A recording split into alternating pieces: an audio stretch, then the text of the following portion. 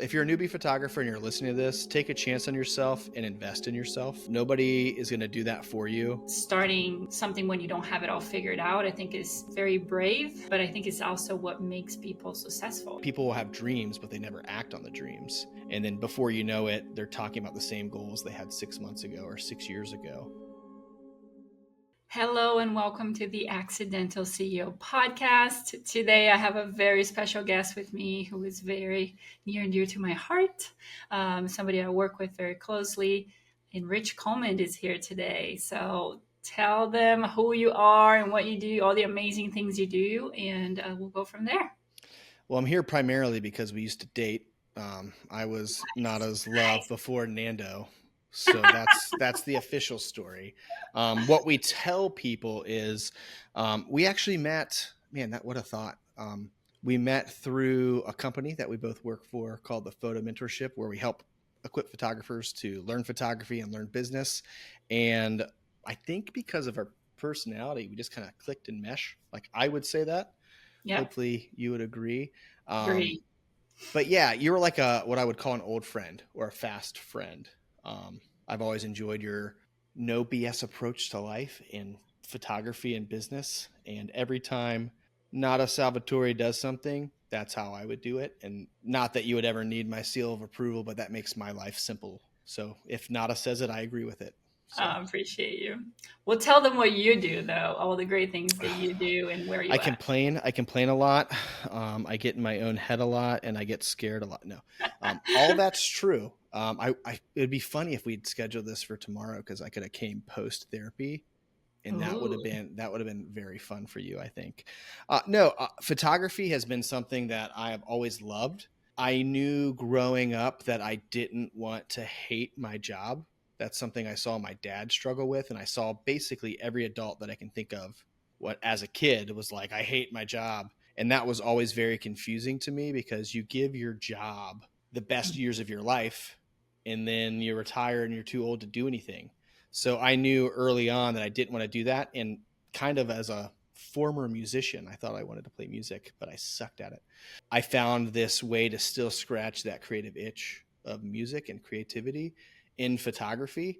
And I fell in love with it. Whether it was shooting products, shooting people, and eventually shooting weddings, I just always enjoyed the storytelling, the creative side of it, because everybody's going to get wedding pictures, but how can I do it different than Nada? How can I do it different than, any other local photographer? There's a magical power of storytelling. Because to be honest, Nada, I thought all wedding photographers 15 years ago were 50, fat, and bald. And I was like, there's no way in the world I'm going to do that. I was doing weddings before they were cool. So I accidentally became a wedding photographer, and it changed the shape and trajectory of my life. So I shot weddings. I think I'm at probably close to 600. I don't know the real number. Wow. That's awesome. Anymore. But yeah, now I don't shoot anymore unless I really love the project or the couple. I just educate, but yeah, I spent most of my career in the wedding sphere of things. Love it. Tell us, how did you fall into the wedding photography world? Tell us that story. Well, there's a lot of story to it. I was in college at Liberty University in Lynchburg, a very beautiful place. I grew up at the beach, so it's fun to go to college in the mountains. And when you live somewhere like the beach, you take it for granted. So that made it fun when I came back. But in college, I was like, I've never seen a mountain before. This is nuts. And in photography in college, I would take pictures for projects. Like, here's the Blue Ridge Parkway. Here's a bird. Here's whatever it was to get the good grade. Mm-hmm. And I had a Professor Isaacson, who I should probably tell this story to. I took a pretty good picture. I'm not a very strong landscape photographer, but I took a pretty good picture of a mountain scene. And he looked at me and he said, "Rich, that picture is great. Do you know what would make it worth money?" And I was like, "What? Tell me." He said, "Put a bride in that photo." And I was like, murmur. And at the time, I didn't really see the significance in that answer. Mm-hmm. But people historically, up until this point in time, will spend money on pictures of people. I don't think I've ever bought a photo for a piece of art, but I've spent a lot of money getting portraits taken. I spent, money getting, wedding pictures taken.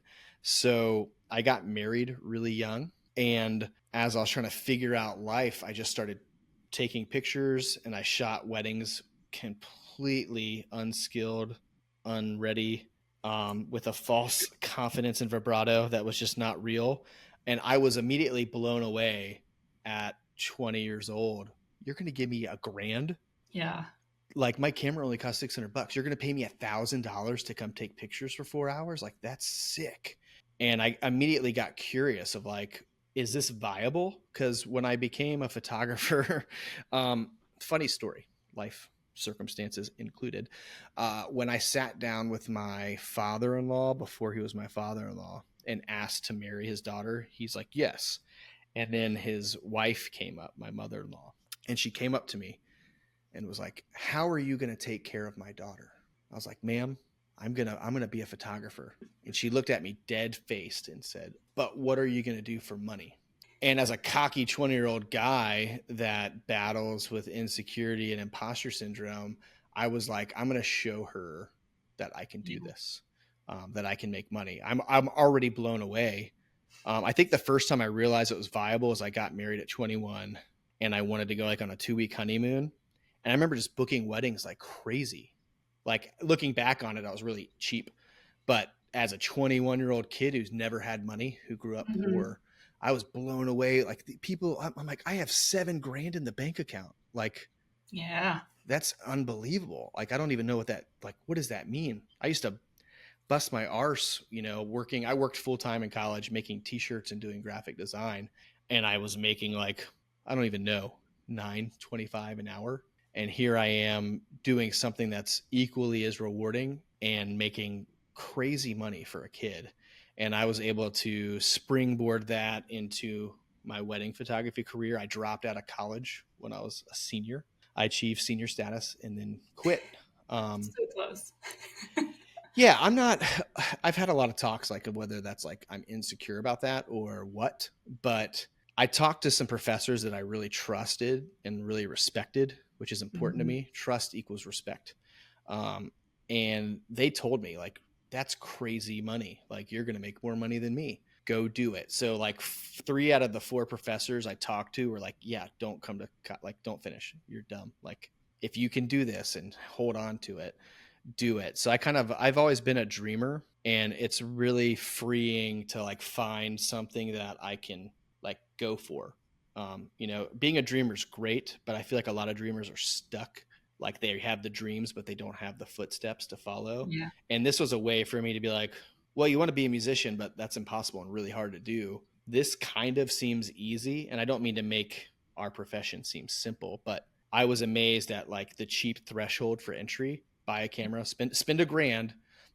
As a photographer, you can spend $1,000 and make $1,000 before you even go to the shoot. Like, that's incredible. It's such low overhead that it kind of blew my mind, and that kind of springboarded me into this like local wedding photographer. Yes, I love that. I love the transition, and talking about not finishing a degree. You have like 28. Yeah, you finished them for me. Well, but then again, here we are. I'm not using my doctorate degree, but I still have student loans to pay for. So, is it really worth finishing it up just to finish versus going after something that you saw as viable, as having potential, or something that got you excited? Because a lot of people just finish things just to say they finished, but then what? What do you do with it?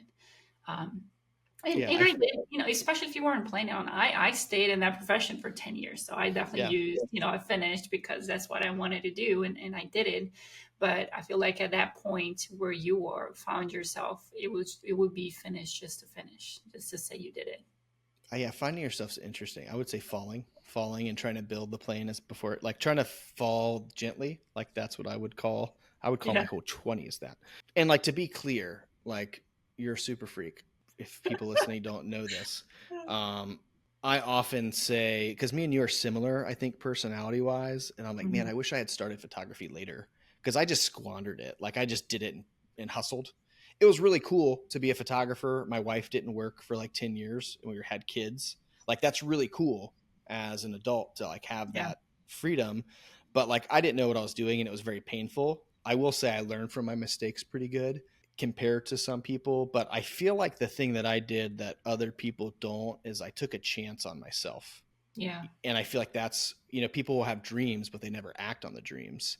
And then before you know it, they're talking about the same goals they had 6 months ago or 6 years ago. It's kind of like stagnant water, stale water, water that doesn't move becomes really gross. So I've just always been trying to move and change and at least churn up the water so it doesn't get gross. Yeah, we had another episode where we talked about just starting, unprepared, just going for it, and which is Fail a lot. fast. Yeah, well, it gives you that sense of urgency to solve problems as they come along because you're already moving. You're not waiting to solve all the problems before you start. You're just moving, or you're already going towards the direction what you want to do, and then whenever a problem comes along, now you have that sense of urgency to get that solved because you're already going. You have no time to stop and just fix and make everything Mm, perfect before you keep going. So there's yeah. something to starting something when you don't have it all figured out. I think is very brave, but I think it's also what makes people successful because they don't wait to have it all figured out before they get going. Mm. Was there ever a project or a moment where like you were in your life where confirmed that photography was really the right path for you? The answer, I don't mean to disappoint your listeners, but it's more of a feeling. And everything I do, like there's a moment, same thing when I started teaching people. There's a Mm-hmm. moment where I realize I'm helping somebody and that makes it really easy. Like if you go in selfish, I'm just going to go make money. That's one thing. And you can do it. I know photographers that are very successful that just do that. But it was when I was inexpensive and booking a lot of weddings when I realized I'm giving these people pretty good pictures. Eventually, like some skill came in. I tell people it's like a Marine, a sniper in the Marines, somebody that shoots the long gun. Uh, he's not a savant. He didn't grab a gun and like he's awesome. He spent time practicing. He went to the range every day and shot at 8,800 yards all the time. And all of a sudden you put me up against that guy. He's a badass and I look like an idiot. Like, yeah, I'm holding the gun, but I don't know what I'm doing. And the difference is there's trained and untrained. And I think that's very crucial because as you're learning photography, I was getting training. I had, you know, hundreds of hours of on the job experience from weddings and, learning the flow of a wedding. I really liked that. I really liked getting to be a part of people's story. But once I realized that I'm taking a picture for people, I'm capturing a memory that's actually improving their life. Like that's a great feeling when you're not just a picture taker, you're a Mm-hmm. storyteller and you hear them tell you in weeks, months later, that's the best picture of me I've ever had. You're like, awesome. That was actually easy for me. Like, I'm not saying it was, not a result of my training, but like it fulfilled me to do something like that for you. It's like you get to give people a gift as a photographer, and that's a beautiful thing. Whether people are taking advantage of you or nickeling and diming you, you're still giving them the gift of that memory, whether it's a family photo, you know, a boudoir session before you have kids and everything changes, or a wedding. Like most women think about their wedding from the time they're dressing up like princesses to the time they grow up and act like one on their wedding day. And you're just helping tell that story. And helping people has always been something that I've been drawn to. And that's why I was able to take something that was immediately gratifying for money and finances and turning it into something that I could sustain over, over a decade. So helping people, that's my favorite I part. 100% agree. I feel like it's such a nice gift to be able to share with people. Having the ability to choose when you do that, and when you use it to make some money and pay your bills, but also when you just do it just to gift it to somebody to Mm. give them that awesome gift. Tell us, how did you get into education? How did you Ooh. transition into that world? Um, I've always liked sharing knowledge. That's always been a part of me. Um, Not to flip the question on you, but like I got audited 10 years ago And when I got audited, I was just telling people like, hey, watch out. There's this guy named David Stagg coming after you. And they're like, from me being vocal, they're like, oh, I'm getting audited too. And from that collective communication, it helped me out, it helped them out, and that knowledge helped everybody. People say, a rising tide lifts all ships, and that is Mhm. such a true statement. But for education, I was doing some lighting workshops. I've always been a nerd. Like, I'm the photographer that like takes something apart just because. He knows Because everything about everything, guys. We call I him pretend. I MacGyver, pretend. the MacGyver of our group. Yeah, David gave me that nickname forever ago, Mr. Molney. But I was doing some lighting workshops. I had a podcast with a friend, and it was just casual and fun. And I had a mentor growing up. I grew up on a very small strip of land, the Outer Banks of North Carolina. And not many people, it sounds pretentious, it's not. Not many people make it. People get really content in like the blue collar facade. And there's nothing wrong with that. Like, my dad's been blue collar his whole life and he's great at what he does. Mhm. But like, I had like a longing for more. And back 10 years ago, people were looking at me weird, Nada, because I was traveling to California to shoot weddings. I was traveling out of the country. They're like, you could have just shot an egg's head and made the same amount of money. And I'm like, yeah, but it was fun. And they're like, you're an idiot. So just like sharing that knowledge base is good. And like, when I was growing up, there was one guy locally who made it, quote unquote, a guy who made it. And his name was David Molnar. I hate to say it, but I love him. I probably love him more than anybody. Probably his wife. I probably love him more than his wife. Tammy, if you're listening, I love David. David put me underneath his arm like right away. He was 4 years older than me, so I was a freshman when he was a senior in college or high school. Mhm. And I didn't get into photography till like 11th grade, kind of. And it wasn't till like my freshman year of college that I really did. But when I was looking for knowledge, looking for input, I was like, David made it. David's crushing it. David was shooting, album covers and making like 40 grand a day on photo shoots. I was Yeah. like, yeah, why wouldn't I listen to that? But the amazing thing about David Molnar is he took the time to pick up the call. He took the time to answer questions. This was before he was an educator, which is funny because when he used to help me, it sounds a lot different than the help that people get now. It was Mhm. like, you need to do this, idiot. Like, because we had that friendship. And we weren't even friends till like adulthood. And now he's one of my best friends. But all the big shoots I went on, whether it was for Google or for shooting, concerts or album covers, I was always assisting David. Mhm. And because David's an idiot, is why I have a career. He took a chance on me when I was afraid to take a chance on myself. And there's been a bunch of like defining moments in my life, usually surrounded by a topless David Molnar in a hot tub or something. There's one instant. I don't know if you know this story. This is actually pretty funny. We were shooting for Google in New York. It's called Google headquarters. It was for a project called Jamboard. And he hired me. I had just had my son. So this was like 9 years ago, maybe. And we did the shoot. I crushed it. I'm always nervous on big shoots, especially because I'm like, I'm with the David Molnar. Like, he's so crazy. And I asked him after the shoot, I was like, why did you hire me to do this? Mhm.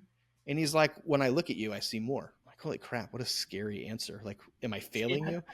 And he's like, no, he's like, I figured out how to not, trade dollars for hours. And he said, when I look at you, your relational capacity is through the roof and you're fun on a photo shoot. You anticipate my moves and you kind of just like go with it. Like, you're always working.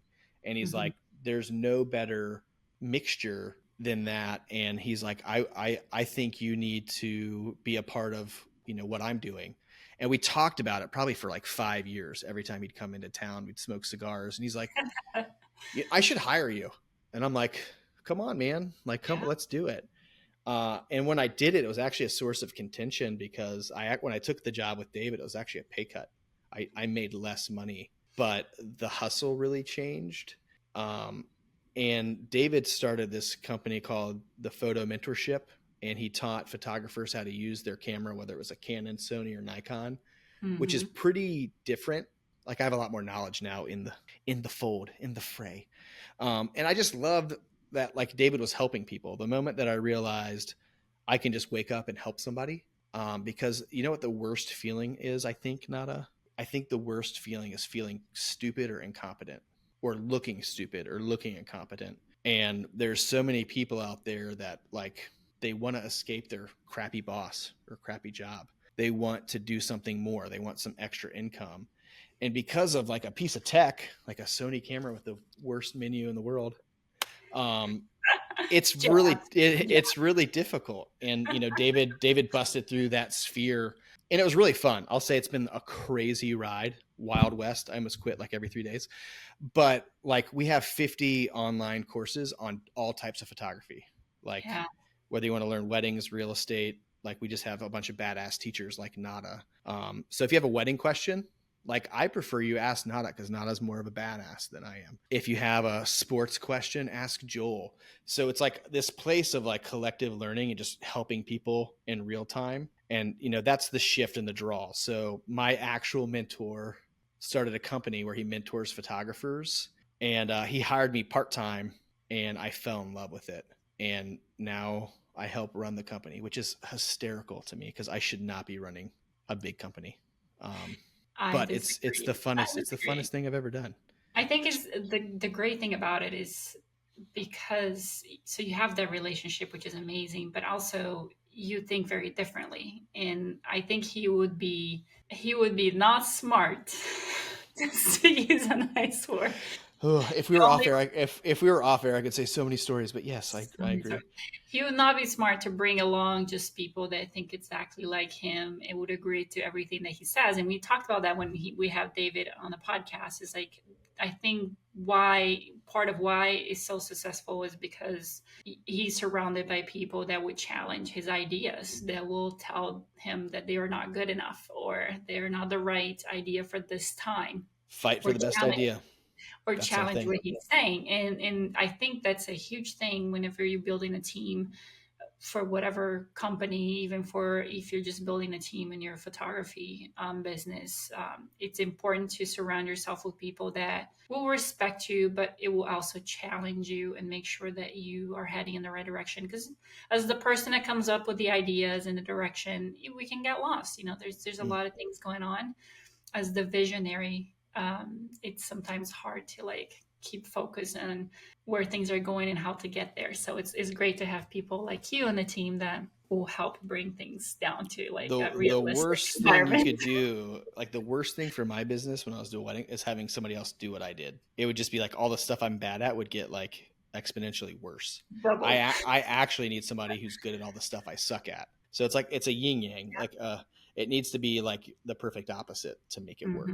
That will give you balance. You work with a lot of beginner photographers, people that are in the beginning of their careers. What do you think is the most important skill that somebody should focus on as a new photographer as they're developing? As you're developing as a new photographer, I said it earlier on accident, but it's take a chance on yourself. Because I was teaching advanced photography before David. Like I was teaching people at my same level, and I'm not calling myself advanced. I'm a nerd building things. And I took a lot of joy in that. Like I took a lot of joy on like walking into a room, opening my mouth, and everybody got it. It was actually a pretty big shift to go to beginners and newbies. But I love them because they're so like, if you get the right person, like they're just eager to learn. They just want to learn stuff. My thing for people that are just starting out, I would say, is take a chance on yourself and take steps. Everybody looks at the mountain and gets super intimidated and then never does anything. And then they complain that they're in the same spot in life later. Where if you just learn to take steps, that traction really, really, really matters. Even if it's slow, like you give me a slow car versus a car going 1,000,000 miles an hour, but has no traction, that slow car is going to win. A walk would win. So it's like taking those incremental steps. Because it's weird, like, because you were in the photo mentorship, but you're like a freak. Like, you were so good at like a week. I was like, I kind of wish you would get into like crypto because I feel like you'd be like the crypto queen. Like whatever you get into, like you're really good at. Like, I want to find something you're bad at, just as like a challenge. Like not a can't bake, and I would bake near you and be like, suck it. You're probably an excellent baker. Is the funny part. Take a chance on yourself. If you're a newbie photographer and you're listening to this, take a chance on yourself and invest in yourself. Nobody is going to do that for you. Chances are you might have had a bad family life where nobody told you could do it. But you need somebody to tell you can do it, believe in you, and challenge you, and tell you where you're failing and help guide you. You don't need yes men in your life. You need people that can mentor and shape you. Exactly. What would be your advice to people that want to transition from amateur to professional? Ooh, my advice. Very strange advice. Read books. That I think that would really help. It's a mindset thing. What I tell people a lot, and I'm going to talk to wedding photographers specifically, work your full-time job and shoot weddings to where you're making like double salary for a minute, and like Mhm. prove that, oh, I don't need to work, or I'm going to go to 2 days a week. Like there's nothing that says you can't work 40 hours a week. You'll kill yourself like I did. But you can shoot what you can make a lot of money on the side. So I would say cap that out, like really gamify and cap out how much money you can make on the side so that Yeah. when you make the jump, it doesn't hurt. You don't go from making, 60 grand to 20 grand.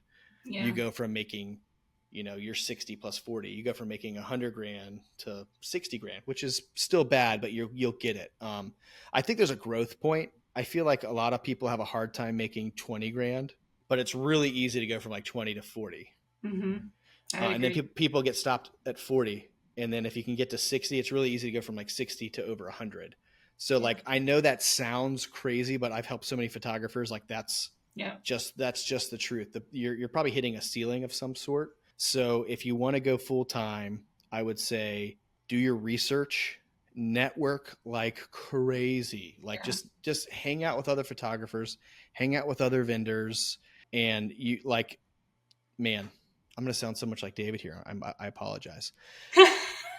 If you have a uniquely crazy idea that's like the best idea that nobody's ever tried, it's probably a bad idea. If you're doing something that other people do successfully, it'll probably work. If Nada approached me and said, "Hey, Rich, I want to build this crazy camera strap that also holds my lens cap and my laptop because I think it'll be really popular," I'd be like, "Cool, good luck." But if Nada said, "I want to sell shit online," I'm like, "Oh, that's great." Like, I know you're going to be successful because look at other successful people, other people doing what they do. If they can do it, you can do it. You might Mhm. have shortcomings and need to learn and play catch up, but chances are you can do it too. People hated me here locally because I was actually a better businessman than photographer. And that really pisses people off. Like, but my pictures are better than his. I'm like, learn how to sell it. Like, people can get good pictures anywhere. They can only get Nada Salvatore with Nada. They Mhm. can only get Rich Coleman with Rich. So I learned I have to sell myself. I could build a website right now and put no pictures of weddings on it, and I could book the heck out of some weddings because people book me. They don't book my work. David Molinar taught me 15 years ago. He said, people can't tell the difference between a good picture and a great picture. Amen. And he said, so take a good picture and learn how to sell it, and don't like quit on yourself. Like, start learning how to take a great picture, but like, you're Mhm. not going to be like, okay, I'm good enough to make 100 grand. No, like, none of us were. When Nada was crushing it, like, she's good, but like, she's so much better now than she was when she thought it's a mindset thing. So learn how to take a good picture and then learn how to sell, because that's what owning a business is. It's figuring it out where your client is, and then it even gets more niche specific. It's like, where's my dream client? Because once you get good at it and make money, you're like, you know what? I don't want headache brides. I want awesome brides. And you find out where they are and you find their clones and their tribe and you book those people. So Exactly. Yeah. When I tell this to people very often when I'm coaching, a lot of what you hear as a reason why people don't make the jump to full time is money, right? So, mm, like, I don't know if I'm going to have the ability to make the same amount of income. Am I going to be able to pay my bills? So, I'm 100% agree with what you said earlier. So, what I did is I worked both of my jobs for a whole year. I saved a year's worth of expenses. So, I calculated everything I would need to pay all my bills, like my husband didn't exist. Like, if he wasn't part of my kind of life. kind of like when we met. I get it. I remember. Exactly. Poor Nanda.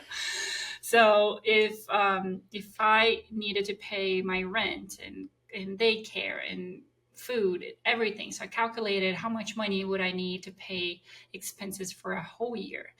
And that's what I saved by working both jobs before I made the decision to transition to full time. Because when you do that, there's no excuse. If you don't book Mm. anything for a whole year, which is going to be impossible, you're still going to have enough money to pay for your bills. And in worst case scenario, you can go back to whatever job you're doing before, right? So you eliminate those excuses. You first identify them. What is it that's holding you back from making that transition?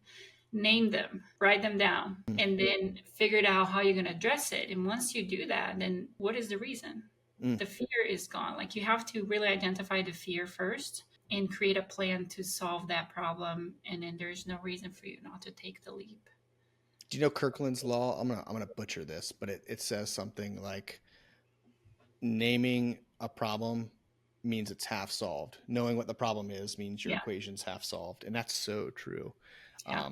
Knowing what the issue is. And that's just smart. Like, everything you just said is just wisdom. And I'll say, on the other end, you can be an idiot and not do any of that and still figure it out. Nada is just a lot better than I am. I tell people all the time, she's the best of us. And I'm not giving her false praise, because I do not do that. I do not tell people they're good when they're not.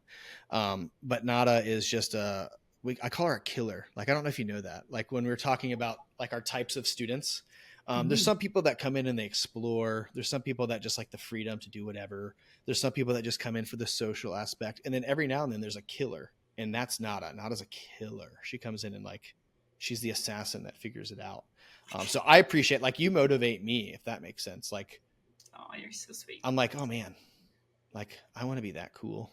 And I mean that. Like, you're just really good at what you do. I just want to be as tall as I am. That's really the truth. That's true. Yeah. See, some short guys are insecure. Like, I really don't care. You know? So I know you have dealt with burnout. We talked about this before. You went through a time when your wedding photography career where you felt like you were really burnt out. You were doing a lot. How did you work through it? Do you have any advice for people that are kind of losing their motivation when it comes to their creativity in their career? I have a couple answers. I guess the first one is, like, burnout's real. My burnout was like a bit of an emotional roller coaster, because I was the only one working and it paid my mortgage. So it's not like I could be like, I'm not doing this anymore, because I was used to making good money. So I was like, I became a slave to something that I built. And to be honest, I love building my company. I didn't really like managing it. Like, that part I hated. So I just hired people to do that stuff for me. But burnout is interesting. And in 2016, I was burnout. I was shooting, 60 weddings a year, and I didn't care. I knew I could, like, not think and be proficient. But it was really unfair to my clients.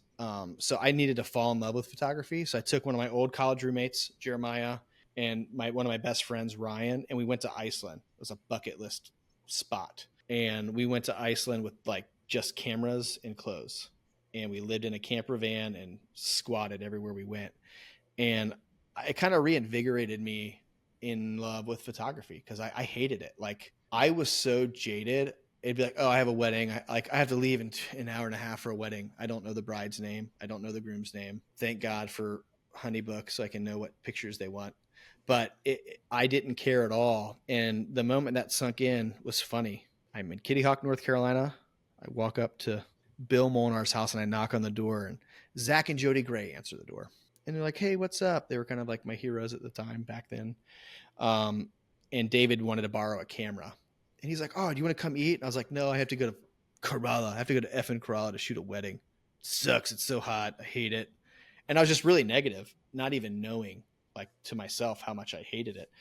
And he's like, he looked at me and he David Molnar'd me. He said, that's really unfortunate for the bride and groom that you have that attitude. And I was like, ugh. Oh, burn. And basically he was saying, like, I hope that doesn't reflect in your work, that you're as obviously not into it as you are. So from that moment on, it gave me a couple more years of, like, I need to try for them. I know I don't need to think about it, and I know I don't care, but, like, I need to go into it of the mindset. And I was never giving out bad work. I just wasn't into it in my heart. Yeah. And that's why the transition to teaching went so easy, because, like hilariously enough, I hated video work. I hated video work. I hated video work. Little If do you, they know what you do now. yeah, like 10 years ago, if you would have said, "Hey, Rich, will you make a video and I'll give you $1 million?" I would laugh and tell you to hire Chris Ellison or Chris Hannett or Nick McLean, and there's no chance. And now all I do are make videos and movies. Like my job at the company is I make courses. I filmed Nada's course. I film the mentors courses. So it's kind of like looking at it sideways. That'll give you a new perspective. And creatively, if I got stuck, I would literally buy new gear. I'm like, I'm gonna buy a 135, and I'm only gonna shoot that because it makes you think. It's like, oh, I can't go with my 35 or my 85 that I always shoot. Like now that's 135. Mm-hmm. So like I would shoot, oh, look at that focus.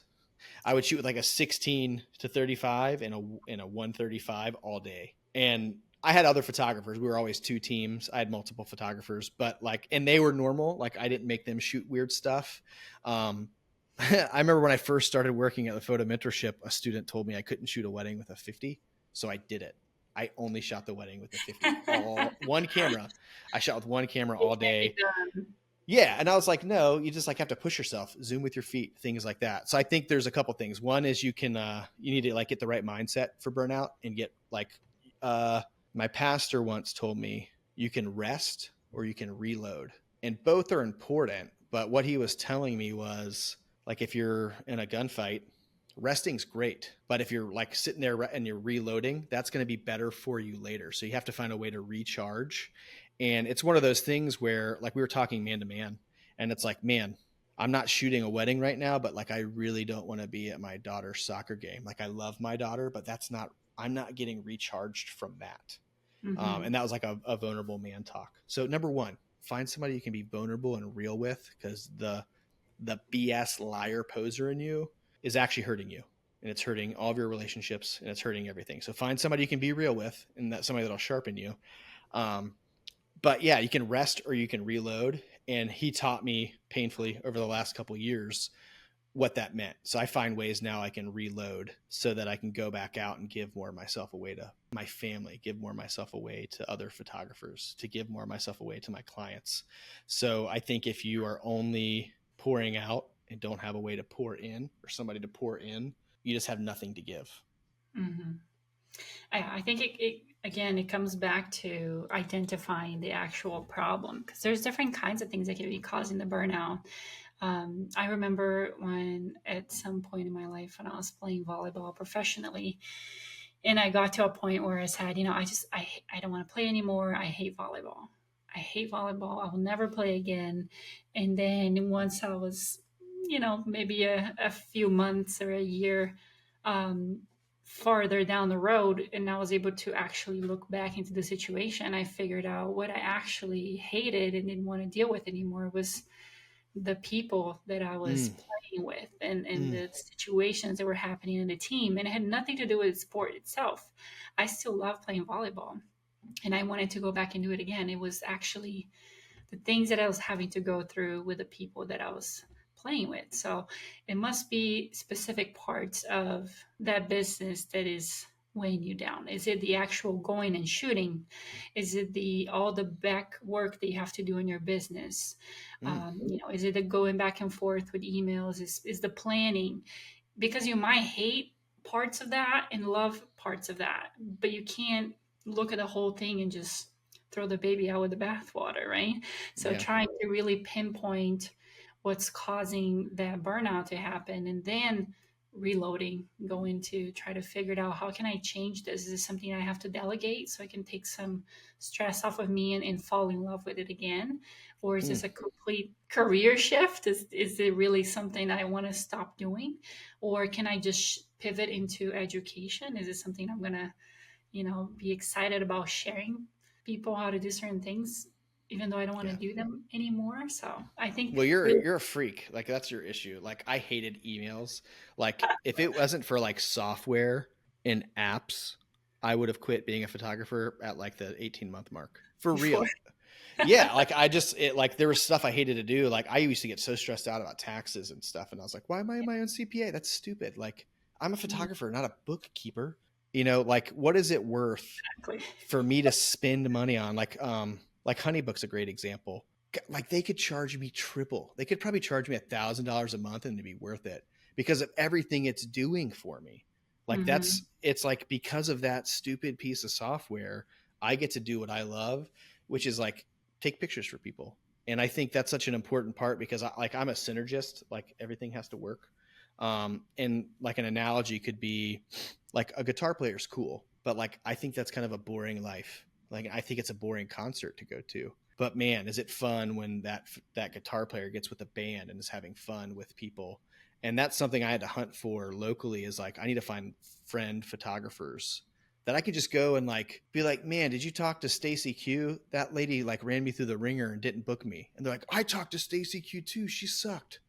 You know what I mean? It's like you like there's such camaraderie Relate, yeah. and like that's a great way to like deal with life is just having partners with you, like having friends with you. Going and doing anything alone sucks. Even people that say they hate people and I love being alone, you're just a liar and you need friends. So like I'm sorry, you actually need to like have somebody that you can be real with.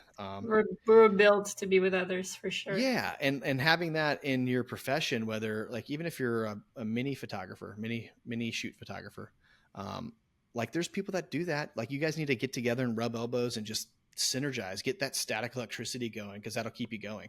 Reach comment. I don't care what you say about yourself. I think you're amazing, and I'm so excited you came in be a guest on the Accidental CEO podcast. I Anytime. know there's a lot of awesome things that everybody learned today.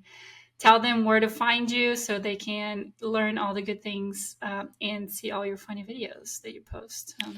I am the idiot to talk about David needing help. I tell people all the time, David is like the lead pastor that's like really good at the meat, like the teaching, Bible teaching. And I'm like the associate pastor who's like just funny and like having fun. But people love it when like, oh, they're like, oh, Pastor Rich is like, yeah, it's gonna They be a good love it. Sunday. He's gonna say something inappropriate and it's gonna be awesome. No, I'm probably most active on Instagram. So I'm at the Rich Coleman. Yeah, follow me. I travel a lot for work, whether it's shooting for people like not. I'm going to Ecuador in 2 weeks. Ooh. I'm going all over the place. So photography can be a passport to your dreams. So use it. Like photography isn't just something to give you an extra 10 grand. Photography can change your life. So figure out how to harness that power. Listen to smart people. Like, gosh, like don't listen to other photographers that are like bitter. Look up, not over. Look up at a photographer. Don't look over your shoulder at other photographers around you. And I will say very clearly, not as one of those people you can look up to. Look up to her. Her resources and knowledge base is incredible.